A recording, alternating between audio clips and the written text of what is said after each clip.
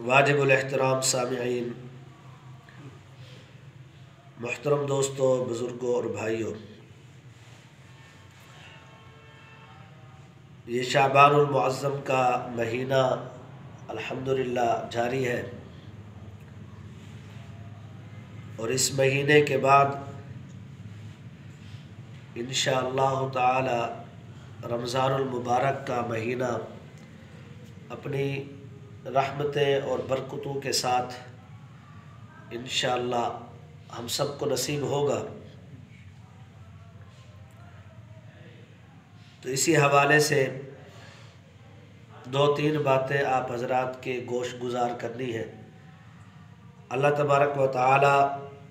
حق سچ بیان کرنے کی توفیق عطا فرمائے، اور آپ حضرات کو اور مجھے ان سب باتوں پر عمل کی توفیق عطا فرمائے۔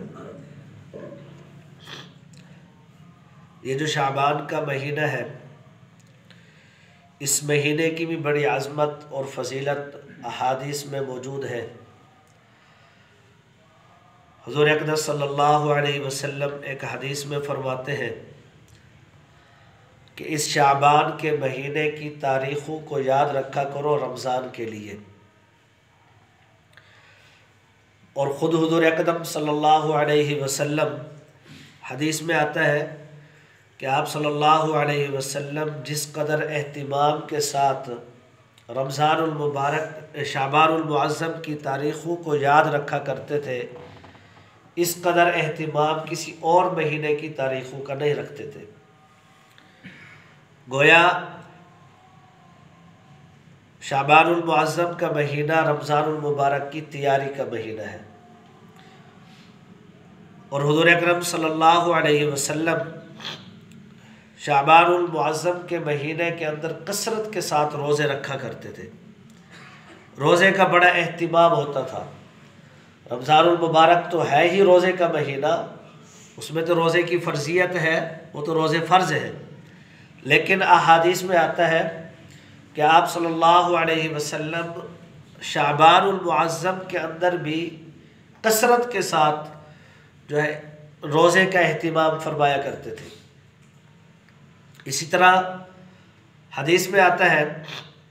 کہ حضور اکرم صلی اللہ علیہ وسلم رمضان المبارک کی تیاری اور استقبال کے لیے 2 مہینے پہلے دعا کا اہتمام فرمایا کرتے تھے، اور ایک دعا رجب المرجب کے مہینے کی ہے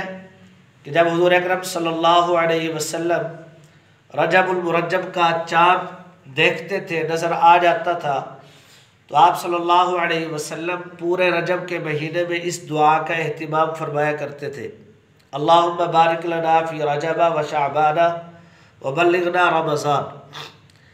اور اس کے بعد حدیث میں آتا ہے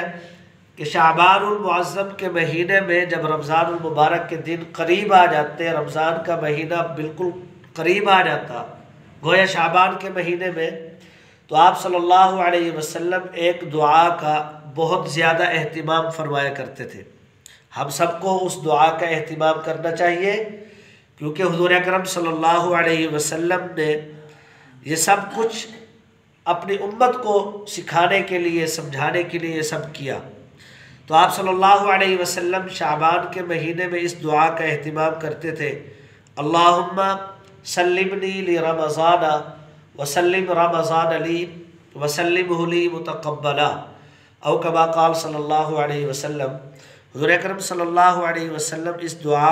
کا اہتمام کرتے تھے۔ اگر عربی میں یاد ہو جائے تو اچھی بات ہے، کیونکہ عربی کی جو آپ صلی اللہ علیہ وسلم کے منہ مبارک سے نکلے ہوئے الفاظ ہیں، علماء فرماتے ہیں کہ ان دعاؤں جو آپ صلی اللہ علیہ وسلم نے مانگی ہیں، انہی الفاظ کے ساتھ جب ہم مانگیں گے وہ زیادہ قبول ہونے کے قریب ہے، کیونکہ جو آپ صلی اللہ علیہ وسلم کے منہ مبارک سے نکلے ہوئے الفاظ ہیں، اللہ تبارک و تعالیٰ کو وہ الفاظ بے حد پسند ہیں، اور اللہ تبارک و تعالیٰ انہی الفاظ کو زیادہ قبول فرماتے ہیں۔ اگر یہ دعا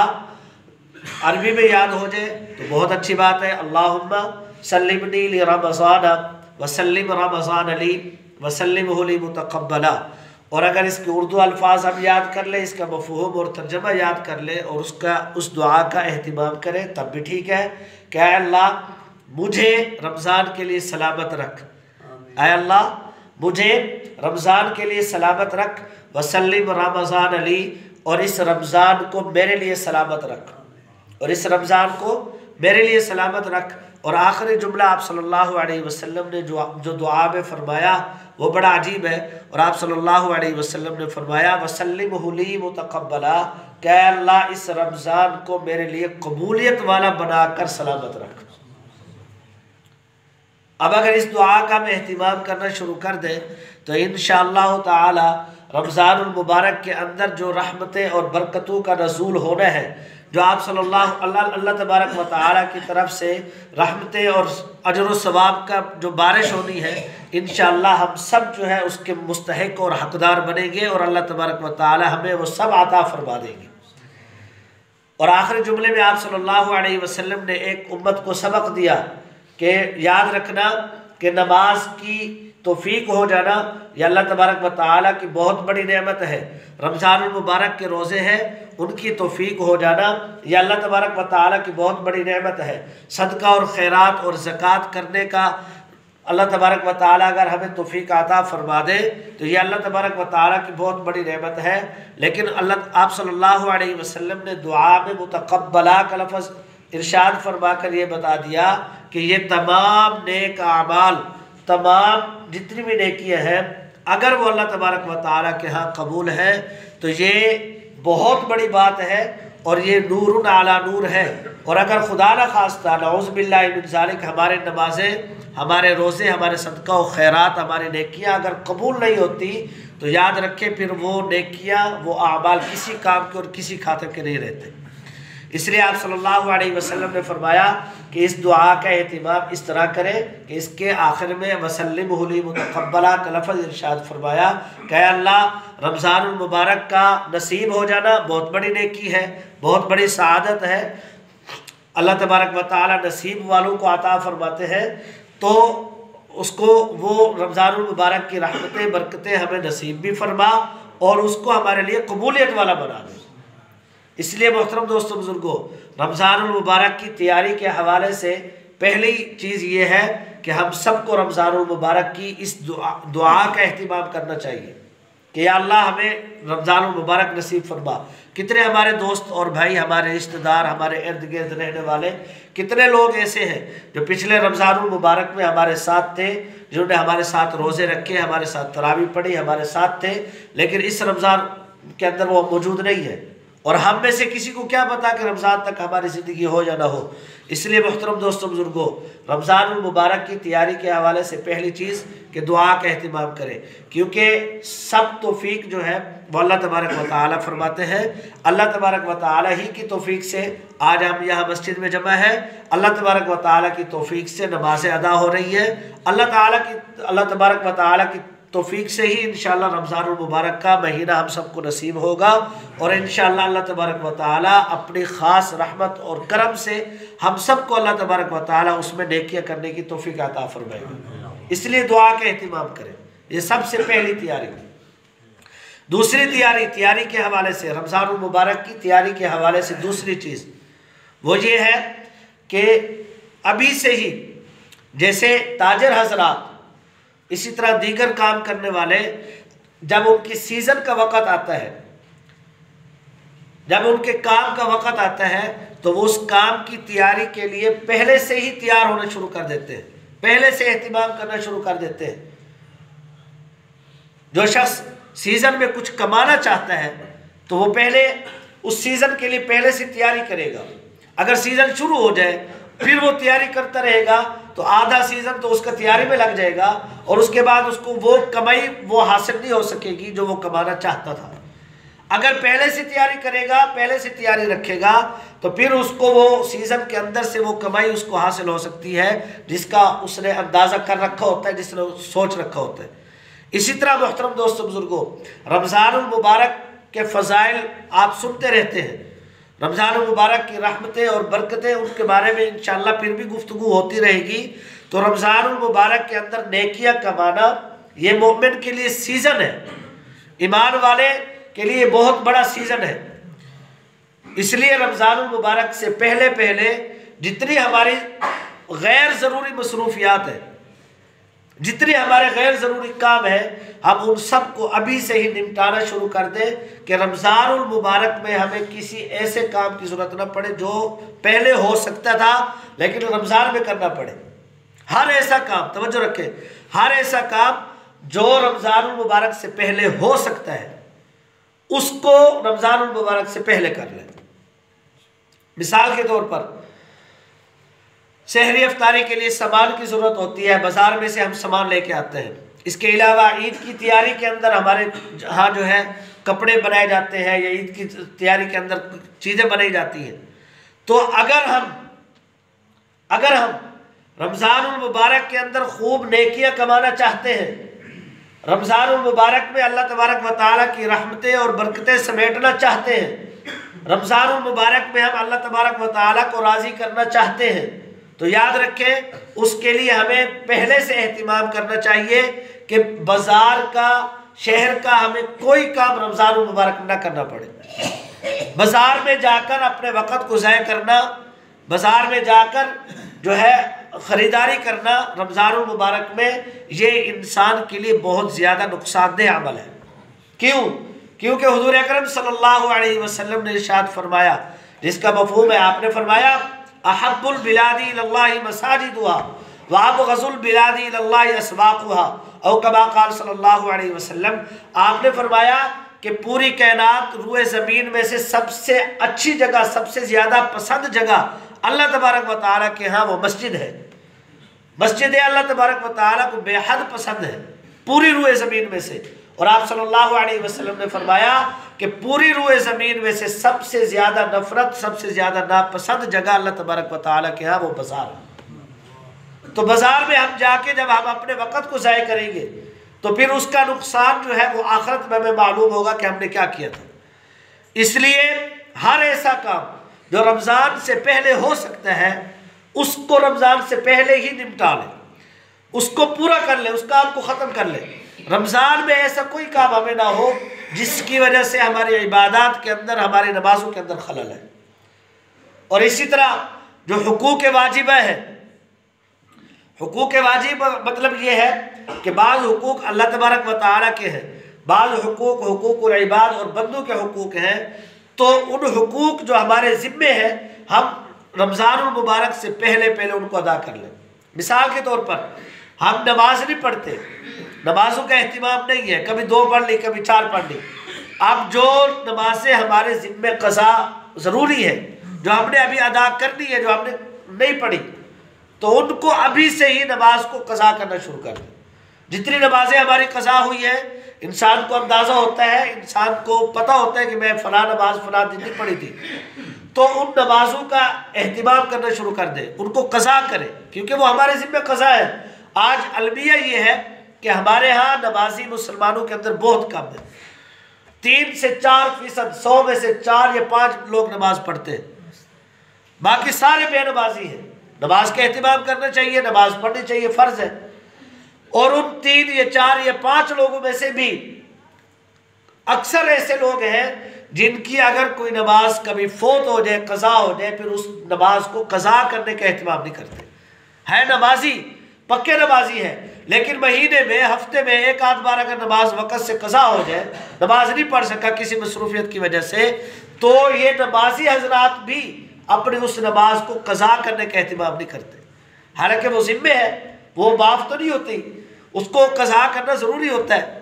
اسی طرح محترم دوستوں، بزرگوں، پچھلے رمضان میں یا اس سے پہلے کبھی ہمارے کوئی روزے قضا ہو گئے تھے، تو رمضان سے پہلے ان روزوں کو قضا کرنا شروع کر دیں۔ کسی بیماری کی وجہ سے، سفر کی وجہ سے انسان کے روزے چھوٹ جاتے ہیں، تو اس روزے کو جو ہے قضا کرنا شروع کریں۔ اسی طرح حقوق العباد ہے،